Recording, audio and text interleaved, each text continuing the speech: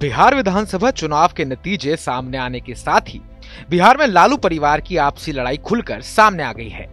RJD नेता और लालू प्रसाद यादव की बेटी रोहिणी आचार्य ने अपने परिवार से नाता तोड़ने और राजनीति छोड़ने का ऐलान किया है। तेज प्रताप इससे पहले पार्टी और परिवार से अलग हो चुके हैं। ये वही रोहिणी आचार्य हैं जिन्होंने लालू प्रसाद यादव को अपनी एक किडनी दी थी और उन्हें देश भर में काफी सुर्खियां मिली थी। उस वक्त परिवार के सभी सदस्य रोहिणी को लेकर काफी भावुक बयान दे रहे थे। अब उन्हीं रोहिणी आचार्य ने यहां तक कह दिया है कि उनका कोई परिवार नहीं है। ऐसा पहली बार नहीं है कि देश की राजनीतिक घराने की किसी बेटी ने बगावत की है। इससे पहले भी राजनीतिक परिवारों की बेटियों ने बगावत की है।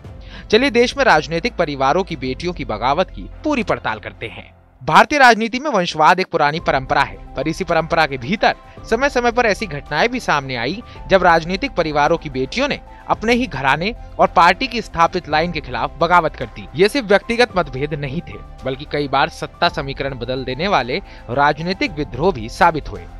रोहिणी आचार्य के बारे में तो आज पूरा देश जानता है, लेकिन एक नाम ऐसा है जिसने बेटियों की बगावत को एक नया नाम दिया, और ये बगावत इतनी बड़ी थी कि राज्य में आज भी इसकी चर्चा होती है।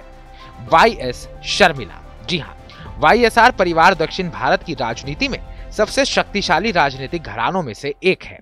लेकिन इस परिवार में दरार तब साफ दिखी जब दिवंगत मुख्यमंत्री वाईएसआर राजशेखर रेड्डी की बेटी और वाईएस जगनमोहन रेड्डी की बहन वाईएस शर्मिला ने 2021 में अपने लिए अलग राजनीतिक पार्टी बना ली। शर्मिला ने वाईएसआर तेलंगाना पार्टी बनाकर जगन के नेतृत्व पर सवाल खड़े किए।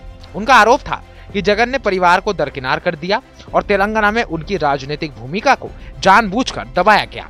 2024 के आम चुनाव से पहले शर्मिला ने कांग्रेस ज्वाइन कर ली, जिससे ये साफ हो गया कि ये मतभेद सिर्फ घरेलू नहीं बल्कि गंभीर राजनीतिक विद्रोह भी था। रोहिणी आचार्य पिछले 2 सालों में आरजेडी को अपनी ही सबसे मजबूत कड़ी लालू प्रसाद यादव परिवार के भीतर से चुनौती मिली है।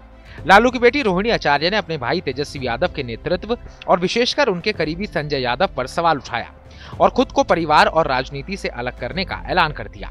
सोशल मीडिया पर कई तीखे पोस्ट करते हुए आरजेडी पर निशाना साधा। रोहिणी की ये बगावत न सिर्फ परिवार की कमजोरी दिखाती है, बल्कि आरजेडी के भविष्य पर भी बड़ा सवाल खड़ा करती है। अगला नाम आता है अनुप्रिया पटेल का। उत्तर प्रदेश में अपना दल की बगावत भारतीय राजनीति की एक दिलचस्प कहानी है। पार्टी संस्थापक सोनेलाल पटेल की मौत के बाद नेतृत्व के लिए परिवार में विवाद शुरू हुआ। बड़ी बेटी अनुप्रिया पटेल ने 2016 में अपनी मां कृष्णा पटेल और बहन पल्लवी पटेल के खिलाफ मोर्चा खोलते हुए अपना दल एस बना लिया। उनकी ये बगावत इतनी व्यापक थी कि आज दोनों धड़े अपना दल एस और अपना दल के यूपी की राजनीति में सक्रिय है। अनुप्रिया की बगावत गठबंधन राजनीति की तस्वीर बदलने वाली घटनाओं में गिनी जाती है। इन मामलों को देखकर ऐसा लगता है कि भारत की राजनीति में अब बेटियां सिर्फ उत्तराधिकारी नहीं बल्कि स्वतंत्र राजनीतिक व्यक्तित्व बनकर उभर रही हैं। बेटियों की बगावत ने यह संकेत दिया है कि अब परिवार, पार्टी और सत्ता तीनों का वो समीकरण बदलने को तैयार है। जहां वाईएस शर्मिला और रोहिणी आचार्य जैसे बड़े राजनीतिक भूचाल की तरह सामने आए, वहीं अनुप्रिया साधना पटेल की लड़ाई ने दिखाया कि बेटियों की बगावत पूरे संगठन को 2 हिस्सों में बांट सकती है। भारत की राजनीति में बेटियों की ये नई भूमिका वंशवाद के ढांचे को भी चुनौती दे रही है, जो शायद राजनीति में एक बड़े बदलाव का भी संकेत है।